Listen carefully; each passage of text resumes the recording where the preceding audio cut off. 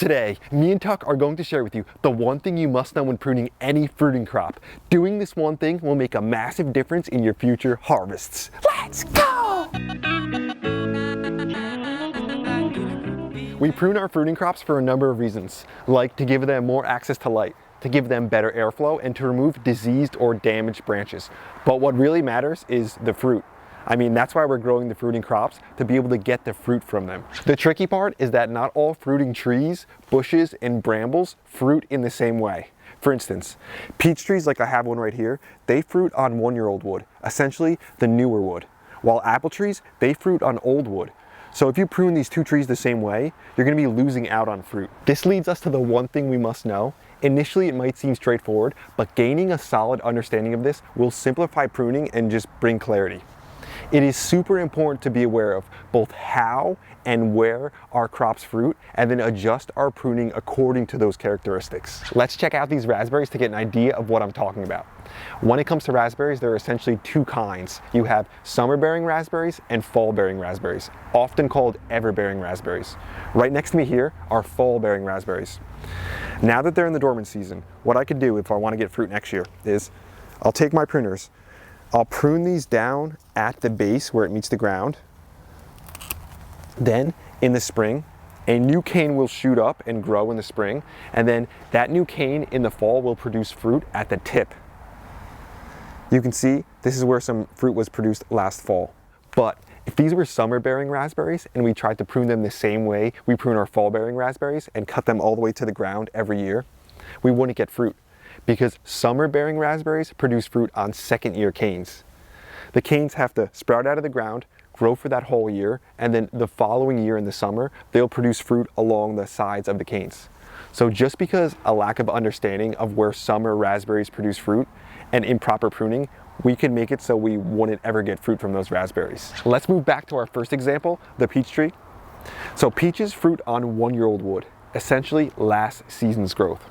In particular, this redwood here that is pencil-sized, this one-year-old wood, this is where the majority of the fruit is going to be and the highest quality fruit. So when pruning, we want to make sure we're saving a lot of this red one-year-old wood. But we also need to be thinking about next year. So we need to prune the peach tree relatively heavy so that in the spring we have a lot of new growth that will be the new fruiting wood for the following year. So when pruning, we can't just think about this year, we also have to think about next year and the following years also. Me and Tuck want to mention that we're having a massive President's Day sale going on right now, where you could buy one raised bed, get the next item 20% off. So you could buy a raised bed and get it covered 20% off, or buy a raised bed and then get the second raised bed for 20% off. You don't want to miss this deal. It's a limited time thing, so check it out at teamgrow.us. When it comes to apples, they produce their fruit on old wood. Come in here. These right here are spurs. This is where the fruit on apples form, and these spurs form on old wood. So if we cut back our apple tree heavy like we do our peach trees, then we would be removing a lot of these fruiting spurs. We would also cause a lot of regrowth. And the regrowth on apple trees usually comes in the form of water shoots. They grow straight up. They focus mainly on the production of leaves, and they take a long time to actually create the fruiting spurs on them. So when it comes to apples, if you prune them like your peaches, you're going to be heavily reducing your fruit, because all the fruit on apples is produced on older wood. The same thing goes for grapes. Knowing the one thing of where the fruit will be will help you dictate how to prune it and allow you to get big harvests. Most of my grapes are North American grapes. They produce fruit on one-year-old canes down the whole cane. So come here. This cane right here, shot out of the vine, grew all last year. And in the spring, this cane right here is going to produce new shoots out of this bud, out of every bud.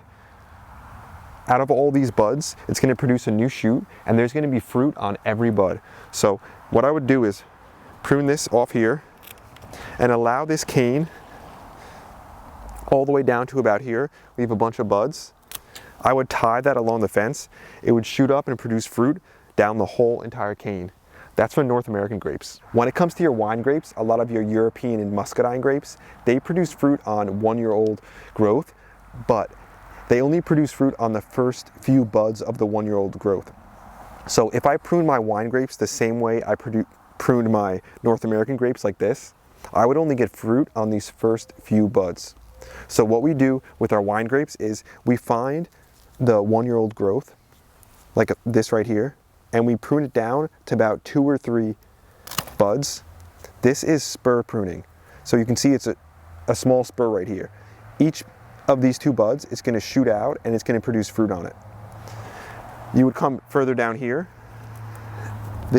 I would remove this one because it's a little small, but this right here, I would then leave this. This is the 1-year-old growth from last year, but I leave 2 buds on it because again, the wine grapes only produce fruit on that 1-year-old wood, the first few buds.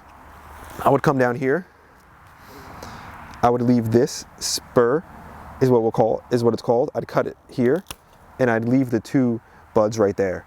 So if this was a wine grape, that's how I would prune it, down to the 1-year-old growth where you only have 2 buds on them, because that's where the majority of the fruit is. But again, this North American grape, it's on the 1-year-old wood, it'll fruit down all these buds. So I can just leave this one long cane that grew from last year, and all the fruit will be produced along the buds on this cane. So when it comes down to it, they really do both produce fruit on 1-year-old growth. The only thing is that the wine grapes only produce on the first 2 buds. So you have to create the scenario where you have a lot of instances of 1-year-old growth that are cut down to 2 buds, because that's where all the fruit's gonna be. Those North American grapes produce on 1-year-old growth, but they produce down the whole cane. So you could just leave 2 canes going in opposing directions. They'll shoot out growth, and then they'll all have fruit in that new growth. When it comes down to it, pruning involves a sort of backward thinking approach. Once you understand the 2 kinds of cuts, which I mentioned in a previous video, the heading cut and the thinning cut, and also understand where the fruit will be on the crop, then you could create the optimal conditions for that kind of fruit production by proper pruning techniques. Once you understand all these principles, you could also sort of bend the rules to create the scenario that you want. For instance, this grape trellis right here. So now that I know that these North American grapes, that they fruit on 1-year-old canes along the whole cane, what I do is I create the scenario where the 1-year-old canes all grow above me, so that all the fruit is hanging above my head instead of growing up the side of the vine. So what I do is I come back here, I find a 1-year-old cane from my renewal zone, which is called, so this cane right here, I will cut all these canes off besides this one cane that goes down this pole. This one cane will produce fruit along all the buds. That fruit will then be hanging all underneath me here. So kind of understanding those 2 things will allow you to manipulate your plants to produce crops wherever you want. If you're in a scenario where you don't know where the fruit will be on a bush, a tree, or a bramble, the best thing to do is to just let that fruit, and then that will tell you how to prune it in the future. For instance, if you have a raspberry, you don't know if it's a summer-bearing raspberry or a fall-bearing raspberry, the best thing to do is to just let that cane grow. If it produces in the fall at the top of the cane, it's a fall-bearing raspberry. If it produces on the 2nd-year cane along the sides, then you know that's a summer-bearing raspberry, and you could adjust for the following year. So just understanding that simple thing of where the fruit is will help you dictate and show you how to prune it in the future. There's something I wanted to mention about fall-bearing raspberries also. So fall-bearing raspberries are often called ever-bearing raspberries because you can sort of manipulate them to produce twice instead of just once and cutting them back every year. So the fall-bearing raspberries, which I showed you earlier, they had the fruit at the top. What most people like to do is in the dormant season to prune those all the way down to the ground, because they'll grow the new cane, and then they'll produce at the top in the fall a nice big crop. But if you just cut off the top where it fruited and leave the lower half of that cane, then the next year it's going to produce fruit in the summer or the spring along the edges. So it's sort of everbearing because you can get 2 different fruiting crops off that same cane. We also want to mention that we're giving away $500 in gift cards this Valentine's Day. So every purchase you make, you'll have your chance at winning part of that $500 giveaway. Pruning can be simple and enjoyable once you understand the one thing of where the fruit will be produced. Then you have the freedom to shape the plant however you want and still make sure that you get good production. That's today's video, growers. Thanks for watching. We hope you enjoyed it. We hope you got something out of it. This little guy's getting ready to start heading inside.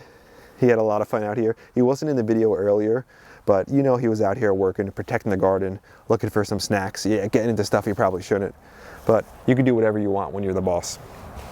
So me and Tuck hope that you got a lot of value out of this video. We tried to keep it kind of focused on information because we want to be able to equip you with the tools to be able to get consistent production from your fruit in your garden or your food forest, because there's nothing like going out there and just grabbing fresh fruit right from the garden. It feels so amazing. We wanted to send a thank you to one of our channel members, Lorena Marquis.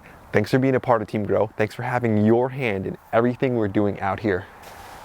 We also wanted to mention to check out the merch and check out some of our amazing gardening products at teamgrow.us, our new website. We've got some of the highest quality gardening equipment to give you the opportunity to just grow so much food in your backyard and just get consistent harvests. That's what we're all about. Let's give you another shot of Tuck before we head out of here. So he appreciates you guys coming along for the videos. So do I. We hope you guys had a lot of fun.